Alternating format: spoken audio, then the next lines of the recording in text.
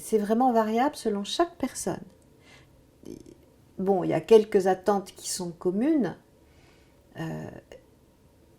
Aimer être aimé, avec tout ce que ça représente, avoir des projets communs, se sentir soutenu, former une équipe, parfois créer, enfin parfois même souvent, créer une famille, ou si elle est déjà faite, la faire fructifier, s'épanouir dedans, sachant que c'est pas parce qu'on vit une relation amoureuse que c'est toujours tout rose.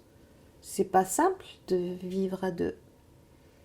Mais en général, les attentes tournent autour de l'attention, de la bienveillance, de l'écoute, de la générosité, de l'altruisme, de être partenaire dans les difficultés, et puis de s'encourager, de se soutenir,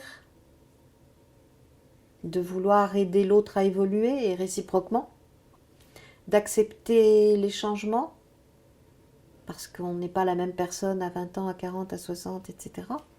Donc si on veut que ça dure, il faut de temps en temps faire un petit point où on en est. Et les changements physiques aussi. La vie apporte des joies, mais pas seulement. Donc on peut avoir à traverser des épreuves très dures, comme perdre un enfant, ou des deuils, des pertes de travail aussi. Enfin, si on ne se sent pas soutenu, c'est un peu embêtant. Donc c'est vraiment une équipe, quoi, qui se soutient. Alors la fusion, c'est pas de l'amour. Parce que la fusion, c'est ce qui existe entre une maman et son petit jusqu'à 6-8 mois à peu près. Après, c'est fini. Après, on n'est plus nous. On n'est que... c'est-à-dire qu'on croit que c'est maman et moi. Et puis, petit à petit, c'est à la mère de montrer, d'apprendre à son enfant que ils sont différents, qu'ils sont deux.